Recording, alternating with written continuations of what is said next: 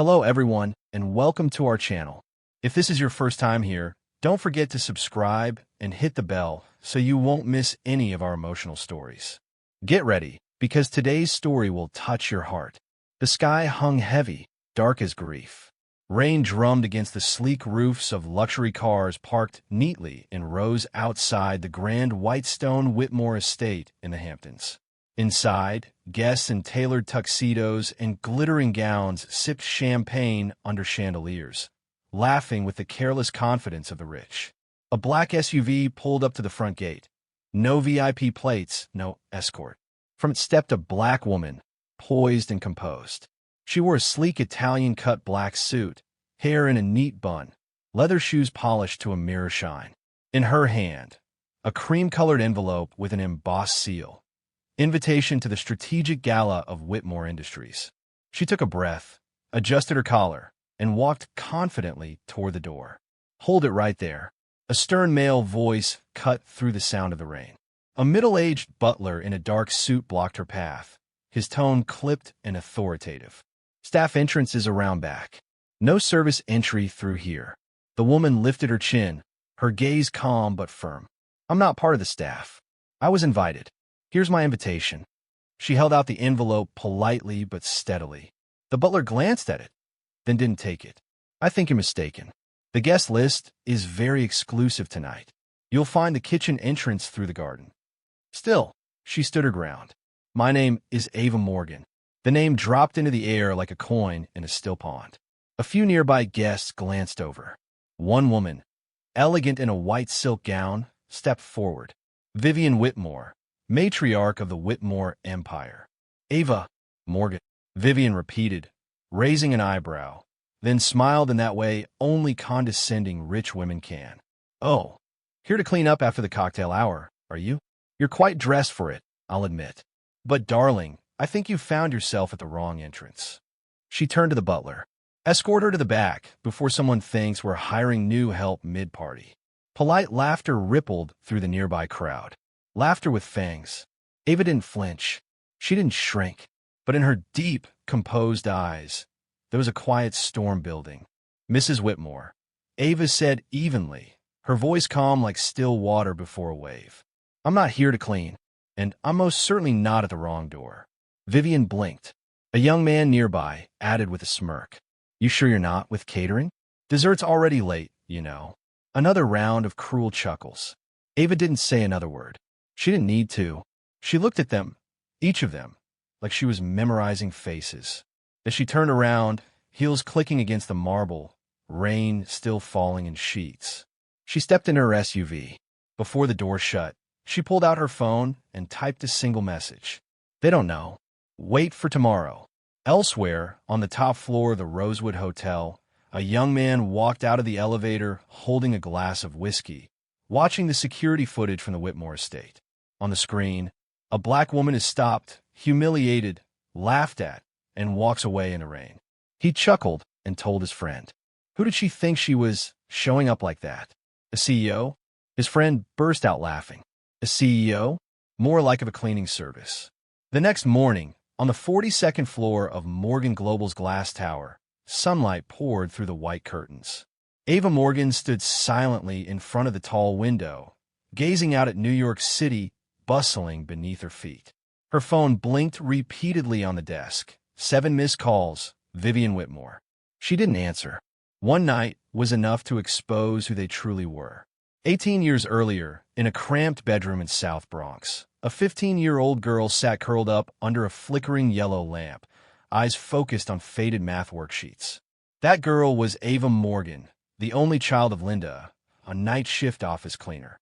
Rest and comfort had never been part of Ava's vocabulary. She'd grown up with the distant sounds of gunshots, the shouting of neighbors through paper-thin walls, and the weariness etched into her mother's face every night. One evening, Linda told her, "Baby, you be better than them. Learn more. Work twice as hard. And don't you ever let anyone teach you you're worthless just because you're my daughter." Ava carved those words into her heart. At 18, she earned a full scholarship to MIT, majoring in computer science. While other students picked out prom dresses, Ava worked at the library and slept on cracked leather chairs during all-night study sessions. There were moments she wanted to quit, like the time a white professor refused to write her a recommendation letter because you don't quite fit in with advanced research culture. But she didn't quit.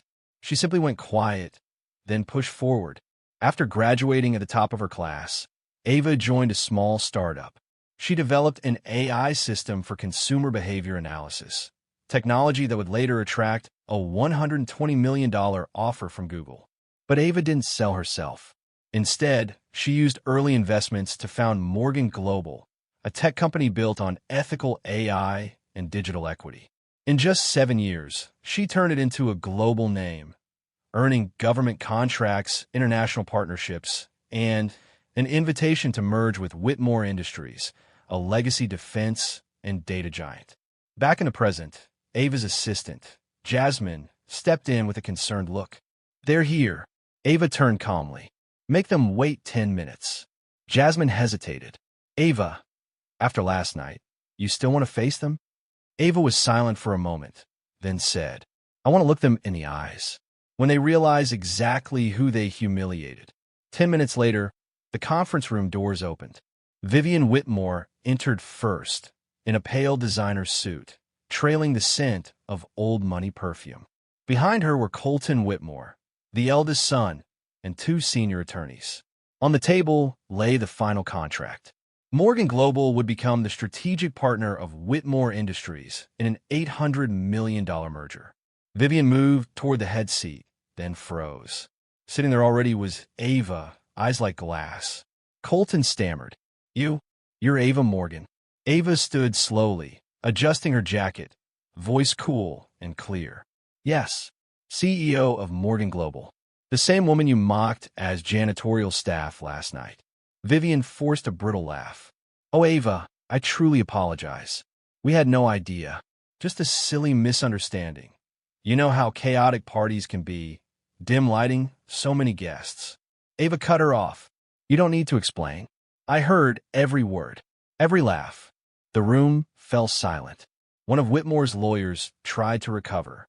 "Perhaps we can separate personal matters from business and move forward with the agreement." Ava sat back down and flipped to the last page of the contract.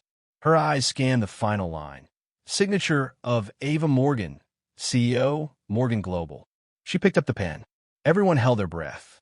Colton whispered, "We could tell the press you couldn't attend last night, or that it was just a scheduling issue. We can handle PR damage." Ava looked at each of them. "The problem isn't the press. It's your principles." She slowly tore the contract in two. The ripping sound echoed like thunder in a vacuum. Vivian's face turned pale. Her voice shook. "You can't do this. This is a historic deal. You'll regret this." Ava rose, her voice calm but resolute. "I grew up in a world that told me I'd never be enough. I've faced judgment, condescension, and doors slammed in my face. And today it is I who closes the door, with you on the other side." The sky over New York was gray, warning of an approaching storm. But the real storm was brewing inside the walls of Morgan Global, and inside Ava Morgan herself. She sat quietly at her desk, the phone placed in front of her. On the screen, an audio file was playing. The voice of Colton Whitmore rang out, arrogant, mocking, and unapologetically cruel. "Did you see that Ava woman? Who does she think she is? Looked like one of those janitors at Penn Station, showing up at our party. Wearing that black suit like she's going to job interview. Sat. More like table wiper material." Laughter followed, sharp and biting, echoing the kind of pain Ava knew all too well. Her assistant, Jasmine, sat beside her, silent. Her hand trembled as she reached to stop the recording. "He sent this to his group of friends, and it leaked," Jasmine whispered. "One of them has a daughter in journalism. Now the media has it." Ava didn't flinch. She simply nodded, as if everything was unfolding exactly as expected. Just a few blocks away, in a modest 9th-floor apartment in Brooklyn, young journalist Dion Carter, a tech editor for New Thought magazine, stared at her laptop screen. She had just received the leaked audio from an anonymous source. As she listened, her stomach turned. Ava Morgan had been her role model since high school. A black woman who had built a billion-dollar company through intellect and grit. And now, that very woman was being ridiculed, mocked like a joke, by a legacy billionaire's son. Dion cracked her knuckles, heart racing, and began typing furiously. Whitmore Industries and the public humiliation of a black CEO, when power has no color but prejudice does. At the Whitmore estate, where opulence was the norm, the air now buzzed with tension. Phone is hung non-stop. Emails poured in. Headlines flashed across iPads. Vivian Whitmore hurled a tablet across the chaise lounge.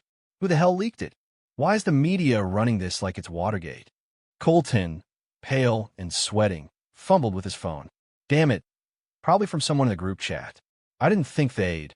Standing nearby, Emily Whitmore, Vivian's granddaughter, watched the chaos unfold. She had been at the party that night. She saw the woman in the black suit being turned away in the rain. Back then, she thought, it's probably a misunderstanding. But now she wasn't so sure. Emily stepped forward. Grandmother, maybe we really did something wrong. Vivian spun around. You're taking her side? After she humiliated this entire family by walking away from an $800 million deal. Emily held her ground. And you humiliated her in front of half of New York's financial elite because of her skin. The next morning, Ava walked into her office wearing a cream-colored jumpsuit, hair neatly tied back, minimal makeup. She knew today the world had shifted. Every major news outlet, every social platform, was ablaze with the leaked audio and the story behind it. Hashtags were trending. Hashtag Ava Morgan deserves better. Hashtag power has no color. Hashtag I stand with Ava. A national television network invited her for a statement. 3 law firms offered to represent her for a defamation case. But Ava, true to herself, remained silent. I don't need to speak, she told Jasmine. They're doing it for me. Meanwhile, the Whitmore office had descended into chaos. Stocks had dropped 7%. Investors were panicking. A Korean conglomerate officially announced it was pulling out of a joint venture, citing a conflict in ethical values. Colton was forced to release a public apology. But everyone knew it was far too late. That evening, Ava sat alone in the glass conference room high above the city. Lights sparkled beneath her. In her hand was her mother's old quote, scribbled in fading ink. Never let anyone tell you you're not enough, just because they never dared to dream as big as you. For the first time in years, Ava smiled. Not out of revenge, but because of something simpler. Justice didn't always roar. Sometimes it arrived quietly in dignity, at exactly the right time. A week after the leaked audio shook the media, the American financial world was still reeling. Not because an $800 million deal had collapsed, but because of how it collapsed. No press conference, no suits, just one action, a torn contract. And that action didn't come from a white, powerful man. It came from Ava Morgan, a black woman who didn't need to shout to be heard. At the Morgan Global office, Ava kept her routine. Early arrival, quiet work, and a polite refusal of the dozens of talk show invitations flooding her inbox. But one invitation she couldn't ignore. Malik DuPont, CEO of Brightwave Solutions, a fast-growing black-founded tech firm with a strong presence in Africa and South America, had sent her a partnership proposal. We've been watching your work for a long time. Maybe it's time we stopped knocking on doors that were never meant to open for us. Let's build our own doors. Ava smiled for the first time in days. Malik wasn't begging. He wasn't offering pity. He wasn't chasing PR. He was reaching out as a true equal. Meanwhile, at Whitmore Industries' boardroom, Vivian Whitmore sat amid a crisis unlike anything she'd faced. The press was circling, shareholders were panicking, and their partners were going quiet. And in business, silence was always the most dangerous sound. We need to recover, Vivian said flatly. One PR executive suggested, we could invite Ms. Morgan back to the negotiation table, offer a formal apology, maybe even appoint her as co-director of the AI research program. We need a symbol to show the world we've evolved. Vivian bit her lip, her face pale. Reach out to her. Request a lunch. Tell her I'll come in person. The next day, Ava received the email with the subject line, Reconciliation Lunch from Vivian Whitmore. Jasmine read it and scoffed. They're scrambling. They want to use you as a PR band-aid. Ava remained silent for a moment. Then she nodded. Reply yes. Not for them, for me. La Bellina Restaurant, one of New York's most expensive and private establishments. The lunch was arranged with no press, no photographers.